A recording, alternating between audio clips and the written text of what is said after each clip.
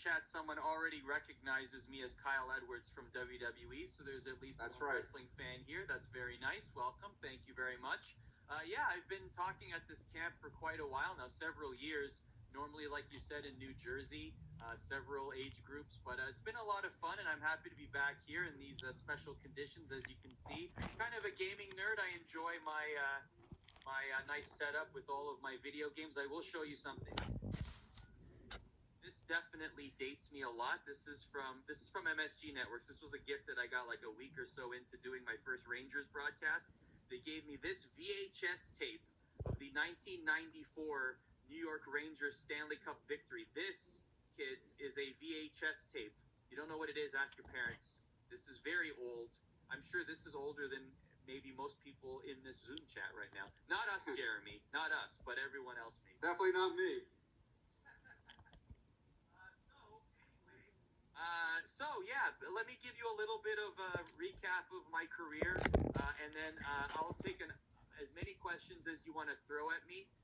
I see a lot of questions in chat coming through. Feel free to flood the chat with questions. I'll get them ready for you already. Yeah, Jeremy, I'll let you do that. But basically, in terms of my career, I grew up in Canada. I always enjoyed sports. I was a big hockey fan, of course. And when the Raptors, I remember the first year of the Toronto Raptors. I'm wearing a Blue Jays shirt, obviously. So I'm a big fan of Toronto sports, of course, later in my life. If you become working in sports broadcasting, it's not often that you get to work for the team that you grew up cheering for. So sometimes you put your allegiances aside, and sometimes you go and work for the sport that you love as opposed to the team that you love. So I had a great opportunity to work with MSG Networks a few years ago, working on New York Rangers broadcasts as well as New Jersey Devils broadcasts and hosting a hockey program. That was a lot of fun for me. I also got to do the Knicks as well, doing a lot of MSG 150 segments for any Knicks fans out there. That was a ton of fun. I enjoyed it a lot because at the heart of it, I'm a sports fan, and I'm sure many of you, if not all of you watching this right now, are also sports fans. You guys love sports. You live and breathe sports, whether it's basketball, baseball, hockey, football, whatever it is. You love sports. And really, that is at the root of every decision you will make in your career. If you really want to be a sports broadcaster, if you want to work in media, whether you want to be a reporter, whether you want to be a host, whether you want to do play-by-play, whether you actually want to be an analyst, whatever it is, at the heart of it, it's got to be the passion and the love for the game itself, because that's what's going to drive you. What's really going to be cumbersome, especially when you're on the road, a lot of people will tell you, I do the job for free. It's the traveling that they pay me for, because it's really the in-between things, the games itself, etc., all the prep work that you have to do, and all the traveling around. It's usually the in-between things that become cumbersome as you go along in your life. It sounds exciting at first, but that's probably because you haven't done too much of it in your young lives so far. But once you get a couple years of actually doing that, and you've experienced the travel and all that's out of your system, it's not so fun anymore, especially when you start a family. Believe me, I know you might be a few years out from that, maybe even a couple decades, whatever, but honestly, it's not fun once you've experienced it for quite a while, and it loses its luster, and the rose-colored glasses suddenly come off, and you're like, man, this is tiresome. So you have to absolutely love what you are doing in order to want to continue to do it. That is the number one thing I want you to take away from me speaking here for the next hour is, honestly, you have to love it. If you don't do it, because you will quickly lose your passion. You will quickly realize that nothing is fun. Because if work isn't fun, or at least you're not getting some sort of gratification from work, other areas of your life will suffer as well. So then you might be asking, well, what role is right for me? So I definitely went through that. I mean, I went through several roles: play-by-play, hosting, interviewing, reporters, whatever. I do believe that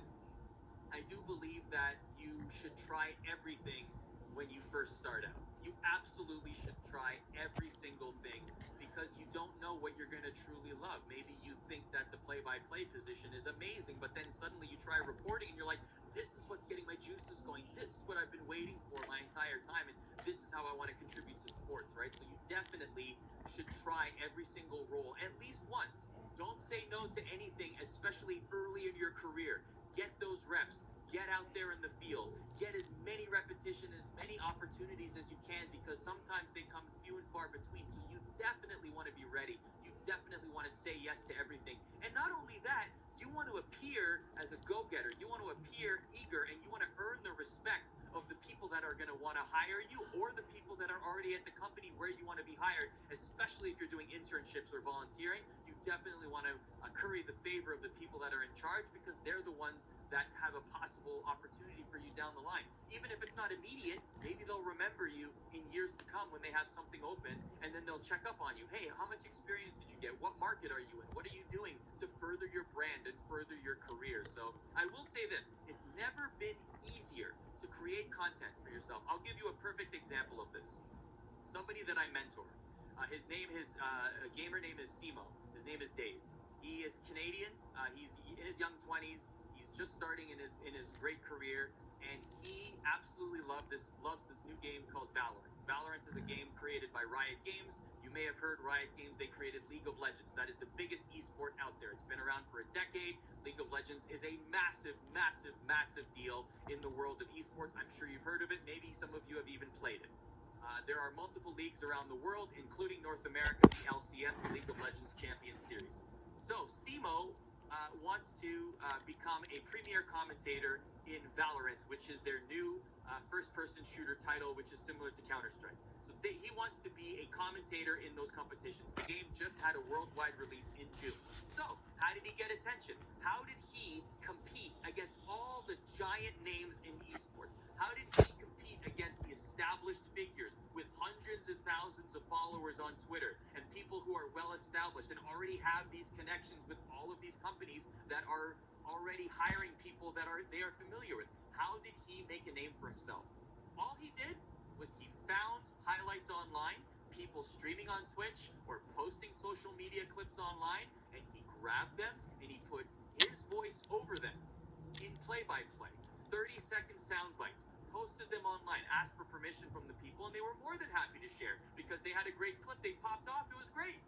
So Simo said, let me put some commentary on it. It'll add some zest, some flavor, a little Salt Bay right there. And then all of a sudden, his voice is getting out there, and all of a sudden people are seeing these amazingly hyped plays with his voice on it, and then all these tournament organizers and these hiring managers are seeing this, and they're saying, this guy's really good. Maybe we should bring him to our tournament. And in fact, that's how he landed on our ESPN Esports Valorant Invitational, which happened a couple months ago. And then from there, all of a sudden, he's now getting opportunities with all of the major tournaments that are happening. So just think about how that started. All he did was post it on Twitter. And that's all you need to do as well. I'm not saying that's going to work for everybody. I'm saying it might be more difficult, but that is one thing you could absolutely be doing once you are starting off in your careers. You got to push your product everywhere you can. Use every single social media platform to your advantage. Instagram, Twitter, no matter what. Make sure your content is easily digestible. Make sure that your content is great and fresh, and you have a new outlook, and you're differentiating yourself from everybody else out there. Those are my two big pieces of advice. For my career, I think Jeremy summed it up pretty good. I've done pretty much everything. I worked at WWE for a couple of years. I worked in independent pro wrestling. I did hockey for many years in the OHL, then the AHL, also the NHL with the Rangers and Devils, like I just said. Did some radio commentary for the Devils as well. Worked for MSG Networks. Now I work for ESPN doing a lot of things. I host UFC shows. I host esports programs. I've done MLS programs. A lot of different things. I'm like a Swiss Army knife, a five-tool player, as they say, at ESPN. I've even been in the middle of a blizzard reporting the weather live. And here's a little behind-the-scenes tip for you. If you work in weather, they're going to send you to the absolute worst part of the storm. You know why? Because it looks good on TV. And people watching you on TV laugh at you. And they're like, I'm glad I'm not in that. Yeah, it's not fun to be in that. Holding the pole and being swayed away by the winds, but hey, it makes for good television, and that's why weather reporters do it, so salute to them. That's my spiel, really, in terms of like things I wanted you guys to take away. I'm going to answer a whole bunch of questions. Jeremy, what do we have so far?